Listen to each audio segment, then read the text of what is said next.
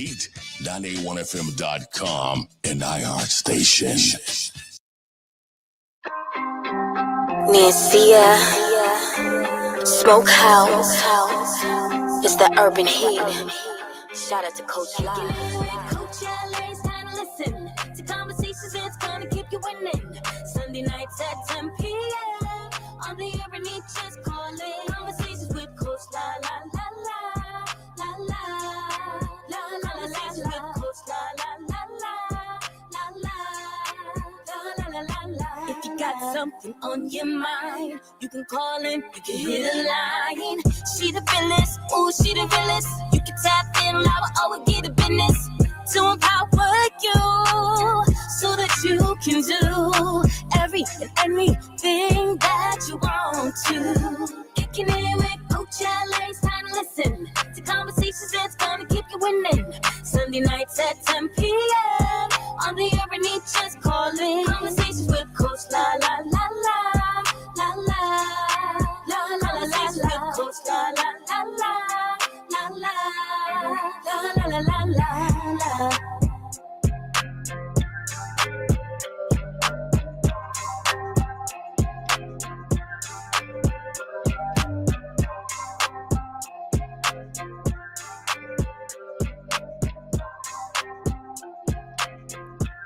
What's going on, beautiful people? What's going on, beautiful people? Welcome to another episode of Conversations with Coach La La La. I hope y'all are having a beautiful day, beautiful Sunday. Happy Sunday to all of you amazing individuals. I got some extra sound going on in here. Laptop is also giving feedback, but happy Sunday and happy Mother's Day to all of the beautiful mothers, caregivers, nurturers, bonus moms, surrogates, auntie moms, all of the people that's out there mothering people. I just want to say happy Mother's Day, and I also want to send some love and light to everyone who has lost their mom or just is going through it. Today's a tough day for a lot of individuals, and I want to recognize that Mother's Day is tough. And it's interesting because you can be a mom, as I am myself, and then also have a mom that you may or may not be as close to or may not be here. And it can be bittersweet, that dual reality of it's a happy day and a sad day all at the same time. So once again, all those that are getting through today, I just want to, stand in solidarity with you and send you some love and light. And I hope you got loved up on today. And I hope you gave yourself some grace and some self-compassion. Sending out some birthday love to my really good friend, Michael Warrior Bonds, turned 60 years old. So I want to say happy birthday to them. Geez. There was a couple of birthdays that transpired. So happy birthday to everybody who had a birthday, because I can't list everyone, but 60 is a milestone. So shout out to him. I also participated in the Art of Poetry this past Thursday, and I was one of the featured poets. So shout out to Poems Boston and the Poetic Circle and the National Black Dog Museum. So I had a really busy week leading up until today. I want to send some love to my son. We had some quality time and watched movies today, which was something that I had really been wanting to do. And my son's 19 now, so he ain't got time for his mama, but he made time for me today. So that made me feel really special that we got a chance to just sit and hang and watch some movies. So I know you guys always say, I give y'all the update, let y'all know, but y'all came to sit on the virtual couch. So tonight's conversation is going to be powerful, impactful, and triggering to some people, because people's personal journeys often take a lot of courage to talk about. So tonight we're going to be able to step into someone's personal story that is going to be moving and also could be triggering to some. So let me tell you a little bit about her. So Tonia Magras, she is the Chief Operating Officer of Hill Bay Productions, where she serves the role of producer, director, and editor. She is a multi-award-winning executive who takes pride in being a multifaceted and multi-dimensional creator of projects that range from sports, arts, politics, and popular culture. She has over 34 years of production experience, which began at PBS, which is a flagship television station, WGBH TV in Boston, and continued with her own production company, which she and her husband, Gregory, established in January 2025. Now, Tonia is let me just say this, a 7 Emmy Award nomination. She has 7 of them things and 3 wins for various documentaries and production work. So she is nothing to play with, and such an honor to have someone of her caliber on Conversations with Coach La. Shout out to Danielle Laurent, Mr. DL, for making this connection. So I am super excited to bring her on the show tonight because she has a new project that she has put together that is a depiction of her own true story, which I watched. And I tell you, I went through a series of different emotions, thinking about her as a young woman, as now a full-grown woman, reliving that, thinking about that, and then deciding to talk about it and put it in a visual aid so we can all see. So I'm actually going to play a little clip so you guys can see it before I bring her on the stage. Let me just make a couple of adjustments here for all those individuals who are not able to see it. You will hear it, but I'm going to play a clip for you right now.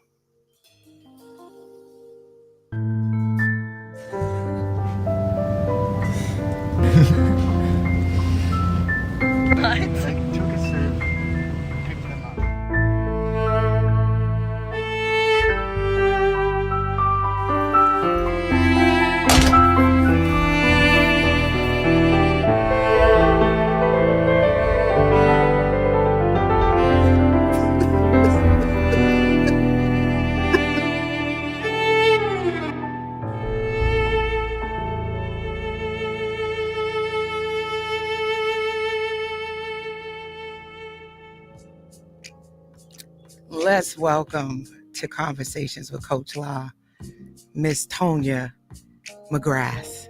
How are you? I am doing well. Happy Mother's Day. Happy Mother's Day to you. Happy Mother's Day. Yes. Thank you for joining me on Mother's Day. It's interesting. I'm bad with holidays, and I didn't even realize it was Mother's Day when I booked it until after the fact. And so I really thank you for taking the time, because I know you have your family, and Mother's Day is a day that we tend to want to rest, which I did. I did a lot of rest today. I hope you got a chance to rest. I did. It was actually a really good day, and I'm glad it didn't rain out here. I'm in Central Mass, and so we got some sun. It wasn't very warm, but the sun was there, and that just felt amazing. So relaxed, hung out with my kids. They, talking smack about me and making me laugh and do what they do. When you have adult children, it's a different relationship, as you know, right? So yes, I have a 19-year-old. I was so excited. He said, "You want to watch movies?" I'm like, "Yes." Wow. Yeah. Absolutely. I was in my mind, I was going to take a nap, but you don't do this all the time. So let me get my energy together. So yeah, we watched movies today. Speaking of that, you being a film producer, what do you want the people to know that's beyond what's on your bio? Because I mean, you got almost 5 pages from awards and accolades. You are a busy lady, and so renowned. And I'm glad to have made your acquaintance and learned more about your work. But you not only write, you direct, you produce. You are just, a woman of many gifts behind the camera and beyond. But beyond that, what do you want people to know about Tonia? Every night I watch the Golden Girls to go to sleep. That is my show. It will forever be my show. It's just something about, like, I guess it's like just the sisterhood, because they all came, and if you haven't watched the Golden Girls, just watch a couple of episodes. Golden It's Girls. Wow. it is just like, and I know I can like say all the lines by heart now, but it's something about a sisterhood that I think that so many of us don't have. And so for me, I feel like I am going to sleep listening to my sisters and just talking and feeling good. And it also helps me, at the end of the day, just to kind of clear my mind, because I do have a lot on my plate, and sometimes I just need that something just to not have to think about, and have it have a little bit of comfort as well, and it's still funny and I still laugh at some of the stupidest jokes that they've been telling for, it's been on for years, for decades, but that is, yeah, that's my go-to. And God bless my husband, because he is so used to listening to the theme of the Golden Girls every single night as I go to bed. But yeah, that's one thing that you can know about me.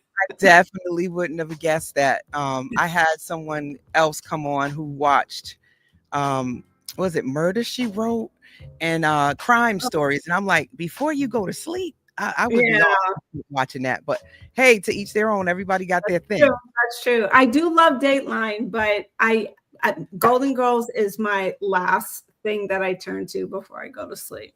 Put the Yeah. timer on, and I'm usually out by like one episode. Well, I would say that I probably just like having the TV be in the background, so I don't feel like Mhm. I'm in complete silence. I like to just have the like background noise. So the Yeah. watching me could be anything really. I don't really have to have a particular show on. And I think for some of us, um, my husband can actually go upstairs, say goodnight, put his head down, and within 20 seconds he's snoring. I can't do that. It takes me a while to turn my brain off. And so for me, like you said, just having that background noise and not having to focus on too much and just getting my mind distracted from things is just amazing. Yeah. Yeah. Well, that's a good tip for everybody who is looking for a tip.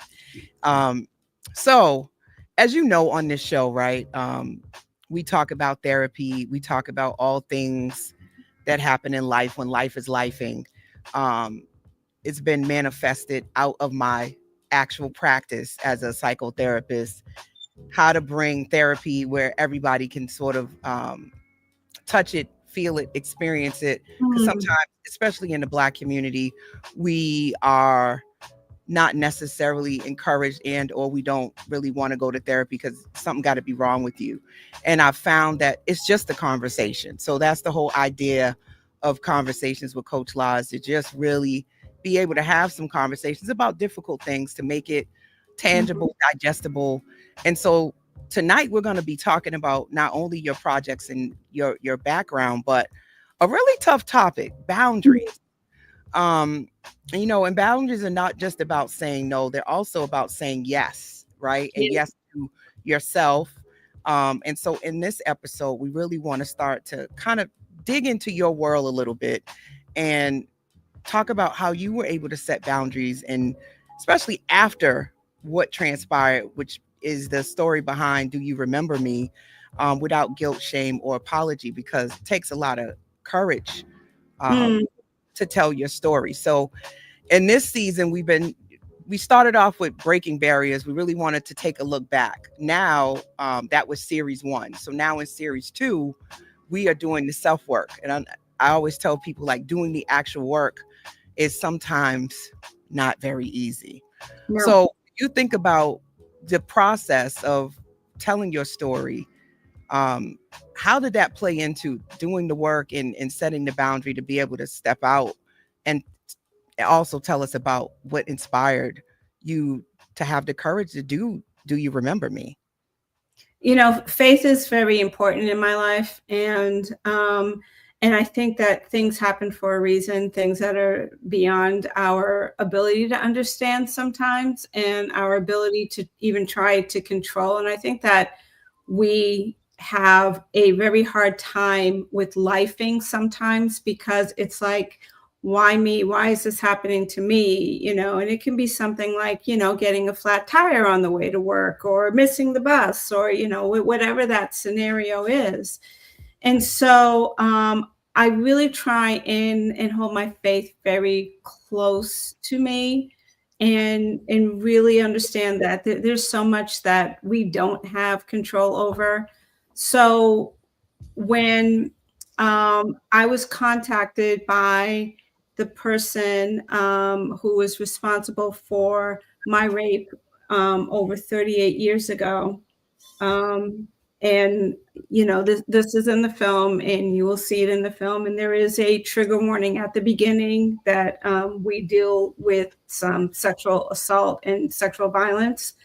Although I do have to say we did not shoot a rape scene, so you know, that was something that I did not want to do. But it is based on my true story that happened May 4th, 1987, 38 years ago. And something kind of took over, because I really had put it away for a really long time. I just stuck that in that deep part of me that I didn't want to talk about, that I didn't want to have to bother with. I drank every day for 30 years, and alcohol really was able to make everything go away that I didn't want to deal with. And I was able to have fun and be happy, and, you know, always be in a good mood, and having a great time. And, you know, it was all that mask that you put in front of yourself. And so when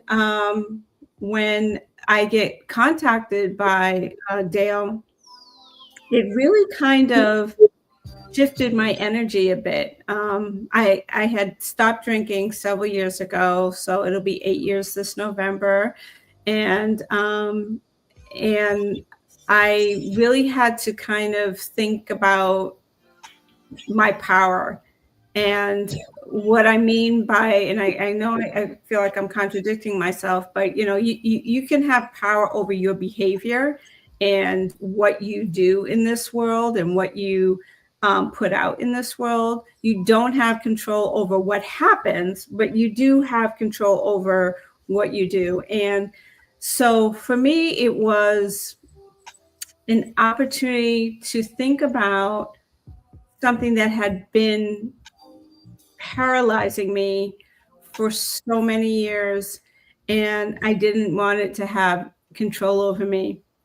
Now I say that, and it was the hardest thing that I think I've had to do yet in my life. And you know, I had an amazing support system, my pastors, my husband, my family, you know, just the people around me who really encouraged me and really lifted me up, because I was a mess on set. I was a mess. I cried every single day. But we got it done. And when the film was done, I was able to say, okay, I have a little bit of my power back, because now it's my story. Now I am telling my truth. I am saying what happened to me. I am telling the world what happened to me. And, you know, for a lot of people, they may not understand. I had family members that didn't know. I had friends who didn't know. Um, you know, my children haven't been able to watch the film because they're very close to me, and you know, it's hard for them. But for me, it's really part of my taking my power back. And every time I have an opportunity like this to talk about it, I feel that. It doesn't make it easy. It's never going to be easy. But I think that every opportunity I have, is one step closer to my healing. Thank you for sharing that. I mean, again, for all those that are listening, you are listening to Conversations with Coach La. I know most of y'all know that, but we get new listeners all the time. And it's very exciting to know I'm international. So thank you for everyone who shares the live, invites new people to come and join us on the virtual couch. It's not an easy thing, right? To tell your story, and it's triggering for many of us, especially with everything going on with Diddy, P. Diddy, Yeah. Sean Combs, his full name, and folks feeling like, well, why now? Why now? And if you didn't tell it for so long. And there's a piece in the story, I don't know how true, and you can help me too, how true it is to actually what happened, that you actually do name the person and tell, and because of his pedigree and his future, it was sort of minimized. And I hear a lot of women have that story. So again, guys, if this is triggering for anyone, please know that you can reach out for support. I will make sure I put the line for Rape Crisis Center in your area. Also, just 211 here is a number you can call for support. Of course, you can reach out to me for therapy if this conversation is at all bringing up things for you. But for a lot of people, that happens. You tell and no one really believes you. And so what are you supposed to do? Life goes on, things move on. And as you said, you were drinking. I think a lot of people utilize substances to deal with trauma. So what helped you to come out of that space and to get the courage to actually put it on screen? It was bigger than me. I hear a lot of the chatter that is going around and has been going around since the arrest of Sean Combs, and people are like wondering, like, well, why did they wait so long? Why didn't they report it as soon as it happened? Why didn't they do this? Why didn't do that? And that's such a dangerous road to go down, because you don't know what it takes to have that courage. You don't know what it takes to be able to say out loud that this is what happened to me, and then nonetheless go into detail and talk about the this and the that, and and the amount of people that were involved in there were 4 involved in my rape. And so it's really, really dangerous to start to, question why someone who has survived something so horrific, why they didn't speak up and come out sooner.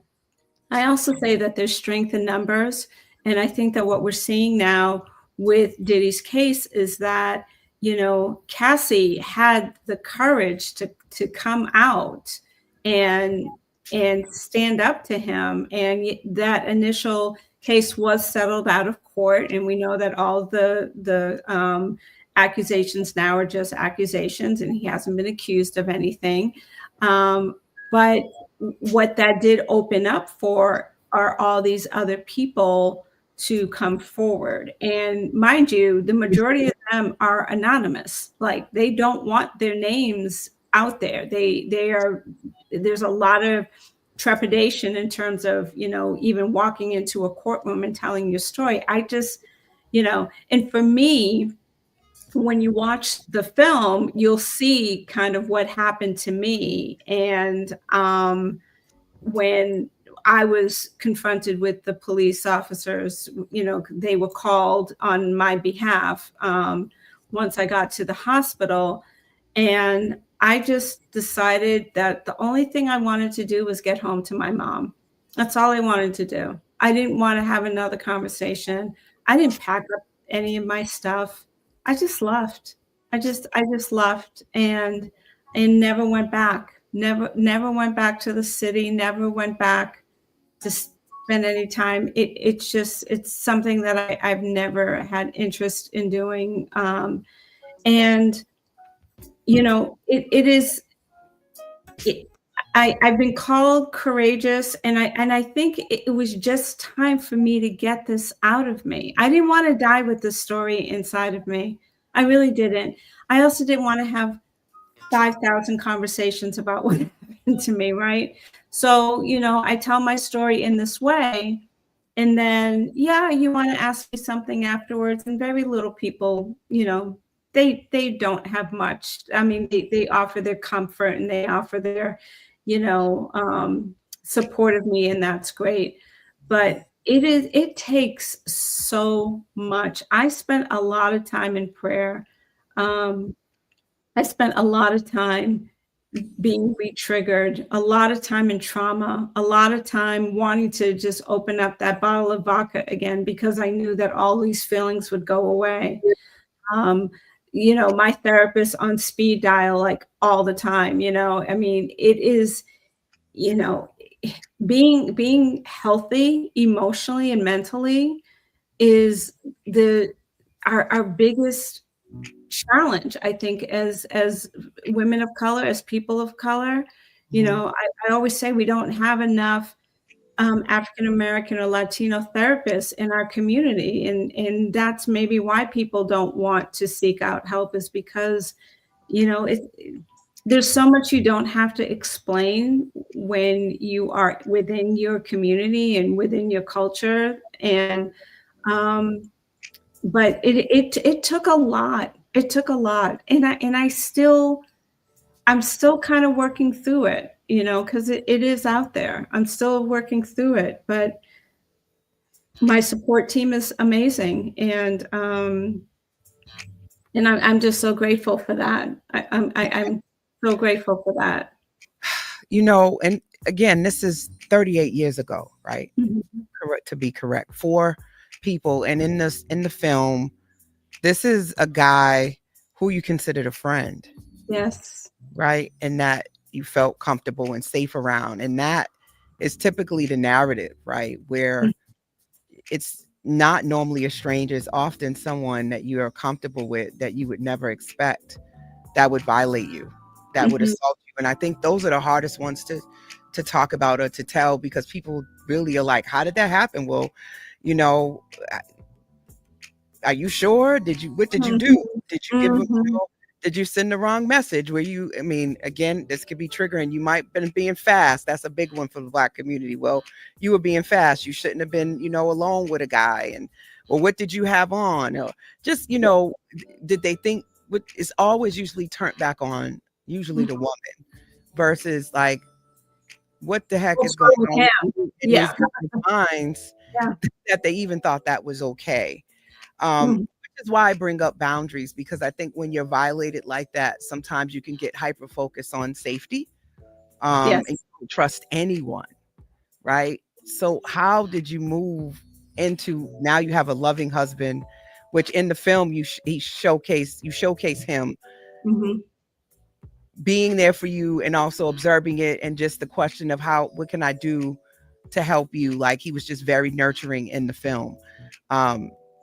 How do you get to that space? Because for some women, that's one of the hardest things, is to reconnect, find safety, and to start a new relationship without therapy.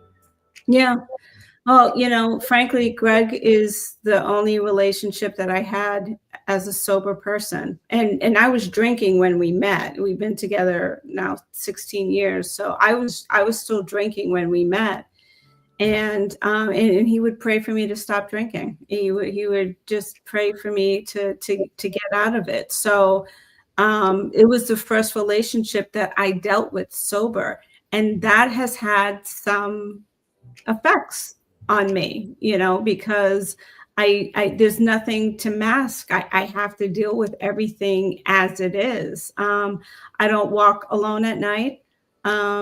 I don't walk in spaces by myself. And this, again, this is 38 years ago, right? And this is still who I am. If I am somewhere and it is nighttime and I don't feel safe, my husband tells me to stay where I am, and he comes and he gets me, no matter where I am in the state. And so and I don't know if that goes away. My hyper sense of danger is still very much right there. Yeah. And I look at people 2, 3, 4 times, right? And don't walk behind me. It's just, I'll do things. I'll cut into a building at school just to, keep somebody from walking behind me. And that's the trauma, but it's real. And it's real for me because we know what the statistics are. And they're mind-boggling. I did have someone in my family ask me when they found out, and this was pretty soon after the rape, asked me what I was wearing, and it was a male in my family, and I just felt like it was happening all over again.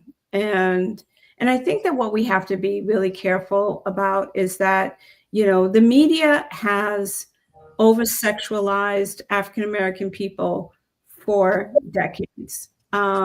We have over sexualized our women in terms of the roles that they play, in terms of the music that they sing, in terms of how they appear in different facets of media. We have over sexualized our men, made them aggressive, made them predators in the movies and the music and everything. So we have kind of created this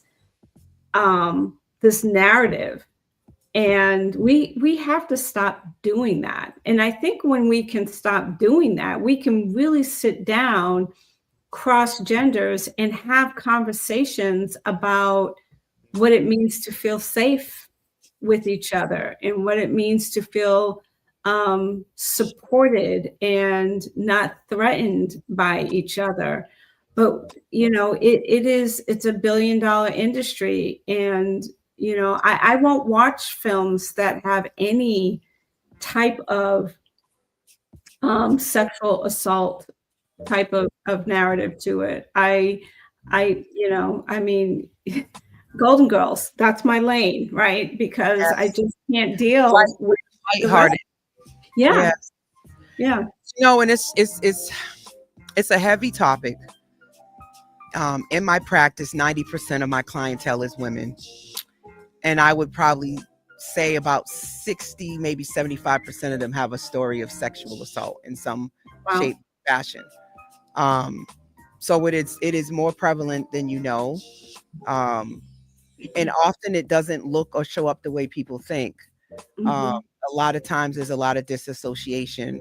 There's a lot of not respecting the boundary and the lack of, self-awareness in terms of body and knowing what you want, what you don't want, and just almost shutting down where Mhm. there is no real, not necessarily a verbalized no, but Yeah, they're also not really present or yeah, enjoying. And there's literally a disconnect between them and the partner. yeah.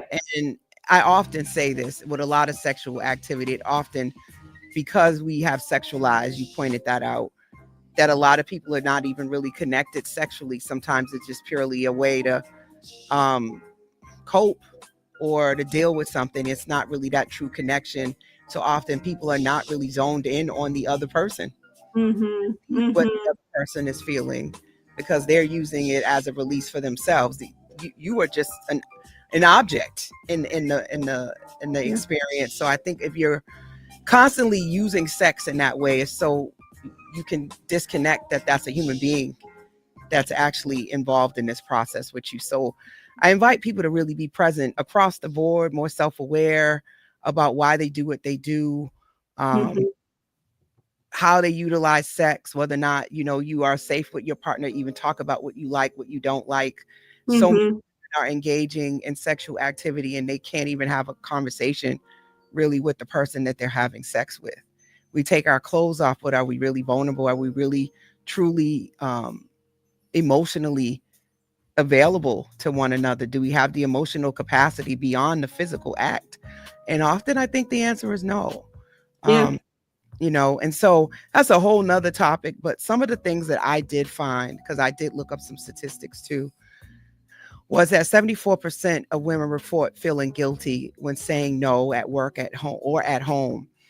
And so why do I bring this and even tie this into sexual assault or being raped or just anything involving this is that if we already struggle with really being able to say no, like even not putting ourselves in certain positions where we do have power, sometimes we don't exercise that power that could have possibly kept us safe. So we get that sense that we don't want to go into someone's space or get in someone's car, but we don't want to seem like we don't trust them. We're so Crazy, right? worried We about don't. Yeah. their response and what they Yeah. think, that we ignore that I don't really know you like that, and so you can be mad at me. And often this idea of not allowing, or the other person being mad at you, or you not seeming cool or nice, or them feeling away, you disregard your own feelings and you push it aside. So I wanted to bring boundaries into it because I feel like that is like the first step, I think, to getting one's power back, is to be okay with someone else not liking you saying no, right? No, Yeah. I don't want to go there. No, I'm not comfortable being around you. I don't feel safe. And let them deal with asking you more questions or making sure you feel safe, um, especially after something like this. And I'm so glad you brought this up because, it was a few years before I was really able to talk to Greg about a lot of the things that made me feel uncomfortable. And there was something about him that was very different from relationships that I had, where I felt really safe with him.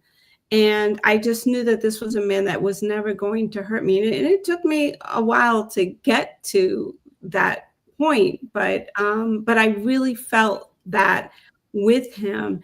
And we have to put ourselves first, because if you're with someone that really loves and really cares for you, and now I'm just talking about the home stuff, right, with this statistic, if you with someone who really loves and cares for you, they're not going to weaponize sex against you. They're going to figure out what it is they can do, or whether you both need to do, or both need to be in therapy, or whatever that is. They're going to help you figure it out, but they're not going to use it as a weapon. And if they do, that's not love. It's not love. And you're absolutely right. Feeling like, well, if I say no, um, or, okay, let me just get this over with, and then maybe, they won't ask for sex again or something like that. And that's not good. That's not being present. That's not putting yourself first, because we all have the right to do that. We all have the right to put ourselves first and put our boundaries around ourselves. And what should guide us is having that partner with us that can understand it and know when to maybe back off, give space, or know how to approach me. There's a part in the film where Nikki, who's the name of the woman who plays me in the film, and she's in the kitchen, and Greg, the husband, goes up behind her and just puts his hand on her shoulders, and she just jumps. And I remember that happening with my husband the first time, and he was so sorry. Like it was, he really locked in on that moment and apologized and said, I will never do that to you again. Because again, and it's not, I mean, I knew he was the only person in the house with me. It's not really about that, but because of whatever that may be going on at that time, and then you come up behind me and put your hand on me, like, so, and we were able to talk about that. And so, and we have our love language, and we also have, and we know how to communicate, and he knows how to communicate around me so that he knows he's not causing any trauma to me. But that takes a great deal of communication. And you said it, it's like sometimes it's easier to just shut up and go through the motions than to really say, I don't feel comfortable with this right now. And I can't tell you why, because I don't understand it myself, but this is what I need for me right now. Yeah. I think that was one of the pieces that stuck out to me, is that you were able to depict on screen the examining. Well, first the trigger, right? Mhm, The triggered mhm. moment and what that looked like, having something happen that brings back a memory that's suppressed, right? Right. And then being able to sit in those emotions and not just run from it. But there was a Mhm. piece where you allowed her to cry, to scream, and to just sit and flush that through before she came and reconnected with her family, which allowed her to realize, you know what, that was the past and I'm safe and I can Yes. connect now. And I thought that as a therapist, I was like, that is what you would want to have happen, is a person to give you space to check in on you, but for you to allow yourself to actually be able to realize that you're bothered and Mhm. to make a decision on what you need, take the minute to process, and then be able to reconnect and it not completely ruin, or you to go downstairs and yell at your husband, yell at your kids, Mhm. which is often what people do, is that when they have a moment like that, they deflect and Yes. start to, do reaction formation where they go and they bleed on everyone else. And they still don't really communicate what's Mhm. happening and why they're acting this way. So I love that you did that and that was demonstrated. One of the other things that I found, which was from our Harvard Business Review, was that strong boundary setting is linked to higher emotional intelligence and leadership effectiveness. And I know for some people, it's not all about business, but I think even in your homes and with your partner, you have to be able to know how to lead. And Mhm. leadership is connected to communication too, which I think Yes. is connected to emotional intelligence. Being able to know how to say, I'm not in a good space right now, I need a minute. And being unapologetic about that, because I think often we don't want to say that because what is the other person going to think? Or, they're going to ask me more questions I'm not ready to answer. So we'll say we're fine, but we're not. It shows up in our body language. It comes out somewhere else. So I just really love that you are, one, bringing up these hard things, because if it's not a rape, it could be just a awful experience that happened in your past that Mhm. creates some level of post-traumatic stress disorder. It Mhm. doesn't always have to be a sexual assault, but anything that disrupted your functioning and your emotional, I say, safety, you could be triggered by. That's You right. know, some people don't like to be yelled at, right? Like you said, don't come up behind them. Just growing up in the city in general, I think often a lot of us are easily triggered and have seen some scary things uh, Yes. that we had no control over seeing, you know? Mhm. So, yeah. Yeah, I mean, I lived in Roxbury in Dorchester for about 30 years before we moved out here to Central Mass. And, the first, one of the first nights here and just going to sleep and not hearing anything freaked me out. Like there was no sirens, there were no people walking down the street having loud conversations, at 1 o'clock in the Wait a minute. It's morning. too quiet. It's too quiet. It needs It's some too noise. quiet.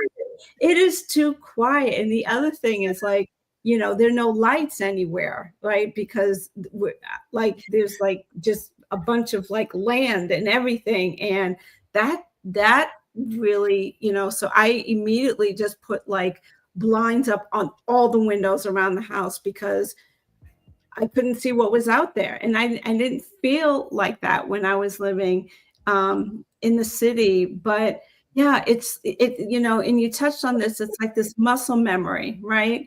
That and when it's something different, you immediately have like some kind of reaction to it.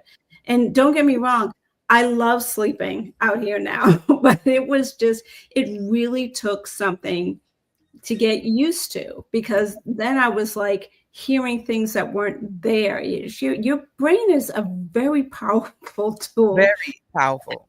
It can just do things that, I don't question when people say, oh, I saw a UFO in my living room. I believe them. Like, your brain is just an incredible tool. And, I use mine creatively, but it really can just kind of like play tricks on you. But it's important, and yeah, it doesn't have to be sexual assault. It could be, maybe someone hit you as a kid, that, for something that was just so minor. Maybe you dropped your cereal on the floor and you got, a huge beating for it. Or, maybe you walked in and saw something that you weren't supposed to see, maybe something violent, or, otherwise. It's like these things are, our brain, I say it's like an ongoing tape recorder. We may not rewind and get to it, but it's always going to be there, and something may, like, just bring that right to the forefront at any point. But it's really important to and get in tuned and understand what you can handle and what you feel like you can, and talk to someone about that. Yeah, I would have to agree. It's interesting that you bring up all of those different things, because often a big one we miss is just things that are said to us verbally. I think Mhm. those things so stick, and they stick for a long time. And I've often asked my clients, when they hear certain narratives, negative self-talk, whose voice is that? Yeah. Because often it's tied to a particular person who said something to you that stuck with you for a really long time. And one of the other things I found, which both creatives and women of color are disproportionately impacted by people pleasing behaviors due to Mm, systemic and cultural expectations. mm, Often women in general, we are taught to just kind of get along to get along. um Historically not having a voice, historically sort of, you need to be pretty and kind of be seen and not heard. So I think often all of those things play into um being taken advantage of, and mhm. sometimes it's naiveness, and sometimes it's just complete fear. Yeah. um and also I would say the lack of muscle memory of not knowing how, right? Or never doing it, or never being encouraged to do so. So I think, thinking about the fact of you being a storyteller, and, giving permission for other people to tell these stories and to come out with these stories with such courage. Because like you said, now you get to tell the story. You get to decide how this narrative plays out, and it can be one of triumph versus one of just being a victim. And I Mhm. think that that's ultimately what I wanted to communicate in tonight's episode, is that you get to tell your story how you want to tell it. And there's Yes. always going to be another side of it, and people are going to question it, but you know what you experienced and how you experienced it and how you felt about it. And that's important. But what do you think about the idea of facts? So, we all have feelings, and feelings, as we know, um, they're valid, but they're not always grounded in facts. And Mhm. facts become, well, who determines what's a factual thing? In my opinion, it's like, well, you were there, I was not. So you get to be the person who tells me what the fact is. How does that play into you telling of the story? And have you got any backlash for actually naming this individual? Have they come back or tried to say that it wasn't true? No, I have not heard anything at all. There are a lot of people who knew me back then, who I am still very close with, who knew the story back then, and I've been consistent with my story ever since. Um, and you know, bring it. You know, I mean, I have told my story since it happened to people in my family, to some very close friends. I have told the story over and over again. It has not changed. And when I was making this film last summer, I was introduced to a woman who, through a mutual friend, we connected, and she had the same exact story as I did 1 year later after my rape. Same people, same room, same, like, described everything. And we sat on the phone bawling for hours with each other.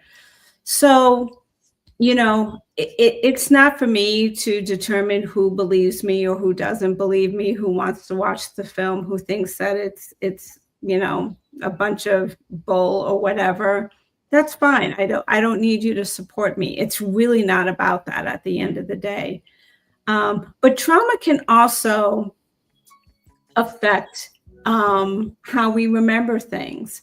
And for a really long time, I have to tell you that there were things that I was remembering that I said to myself, no, that can't be true. It couldn't have been that bad. I was saying this to myself because there was no way my tiny 105-pound body could have lived through something like that. And when I finally had that conversation last summer, I have to tell you, there was a level of relief in me that just, it's hard to explain. But it was almost like God needed to let me know that, one, I wasn't the only one. I was not crazy. This did happen the way I remembered it, and he'll figure out the rest, frankly. You know, this isn't about vengeance for me. This isn't about, you know, going after anyone or whatever. This is about my truth. This is my story. This is my experience. This is what I want to share with the world, and let whomever think what they want. Again, they don't have to support me. But for the millions of Tonias out there who have yet to tell their story, I want this to be an inspiration to them. I want them to think, okay, Right. you know, me too. Like, I can do this, whether it's writing it down, or maybe you sing a song, or maybe you know, create a portrait, or whatever that is, that maybe you can do this too. And that's really who I care about. You know, I always think about this, and this is the therapist in me, is how, you know, what these men, these boys, because at some point these are someone's sons. Mm-hmm. You know, what are you thinking? What are you doing? And how do you get to this space that you do that and you're okay and you just move on with your life? What are you having to tell yourself that justifies that or makes you feel like, okay, that was okay? And the fact that the audacity that he could reach out after that and just be like, hey, what's up? How you doing? Mm-hmm. You know? Yeah. You know, and as a clinician, you know, I talk to all kinds of people, but I often wonder about these type of personalities and mentalities, especially when they show up very early on in people's lives, you know, and when you're that young, and collectively I call that group think, you know, for people to get together and be okay with that. Like, what in the world were you guys thinking? And to do it again, you know, it just, I know that, somebody, I think I was listening to Charlemagne the God, and he was talking about things were different back, like when there was Freaknik, and it was just a different time. Somebody even framed it as rape culture. I remember my mother telling me, don't be around guys, don't be by yourself, don't get in a car, be mindful of your drink, be mindful of the girls you hang out, go in a group, make sure you never leave each other alone. And all of this is really stemming from stories like you, Tonia, right? Like there's more and more women that have had this happen to them that then try to teach the next generation of women how to be safe. And that's where how you dress, don't go down a dark alley, don't walk out at night by yourself. All of these things were told to us to give us one area of how we could protect ourselves. But at the same time, we shouldn't have to be afraid of someone coming and doing anything to us. But even with that, we were told that as young girls. What was being said to the men? That's my point. Right. I'm saying the idea that you think because of what I wear or the fact that I've come over at 2:00, that means I've given you permission to do whatever to me, or I'm giving you a mixed message. That if we're kissing or touching and I say no, you take that as I'm playing hard to get, and my answer is really yes. All of these things, now I know I talk to my son about these things. If a girl is intoxicated, that's an absolute no. Right. I've even told him, be mindful of going into a girl's room or being in a room with a female alone by yourself. In general, you just don't even want any kind of misunderstanding in general. So I think men have to protect themselves too. Like, I think it is both ways, but it does, just leave that lingering feeling of what are men told and how are they processing when they make these type of decisions? Because I know not every single one of them are okay, because a lot of them do go to therapy and later on are very regretful about things like this, right? They have daughters later on themselves, and they're hyper vigilant about their daughters because of things that they've done. So I do think that this is just something that we have to continue to talk about and bring to the forefront for all of the reasons that we're saying now. I told you this conversation was going to go by really fast. 3 minutes left. And I always like to end it with, giving some time to talk about your bet on self moments, which, I mean, of course, to a certain extent, I think we sort of talked about it already, right? But bet on self moments are those defining decisions where we choose healing, growth, or change, even when it's uncomfortable. And I know you've done that, with this film. But have there been other moments, or maybe even a moment that's coming up for you that you want to share with the listeners? So when I was raped May 4th, 1987, I left the campus the next day. And as I mentioned earlier in the interview, and I never went back. In 5 days, I'm finally finishing and walk across the stage and get my degree that I was never able to go back and finish before. So I graduate in 5 days with Congratulations. And that is just, and I know I'm going to bawl like a little girl. My daughter always says, oh, you're just such a little girl. You cry over everything. But you know what? It's been 38 years in the making, and I have never been more proud of myself than, taking these last 3 years and grinding down and doing what it is that I need to do so I can walk across that stage on Saturday and get my diploma. And it's an amazing feeling. And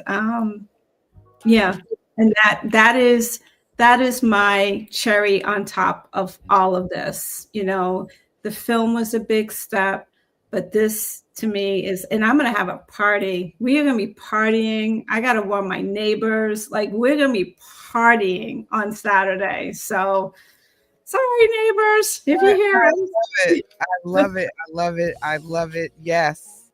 Yes, and yes, and yes, and yes. Congratulations, Tonia. Thank So you. last but not least, boundaries, because we got to do Coach's Corner real quick, right? And that's just a moment to reflect on this conversation. So boundaries are a bridge to balance. And it's all about protecting your peace and honoring your truth and walking away from anything that threatens your growth. You really want to make sure that as you're thinking about boundaries, that it goes way beyond other people's opinions. And it's really about putting yourself first. So thank you, Tonia, for coming on the virtual couch. Thank you, I Coach. am so excited for you. Congratulations. And Thank everybody else, you guys already know, make sure you tune in next week. We'll have another great guest, and meet me right back here for another episode. Y'all make sure y'all bet on self. And again, happy Mother's Day, everybody. Thank you, Tonia. Have a good night. Thank you. Starring Ray Royale and friends.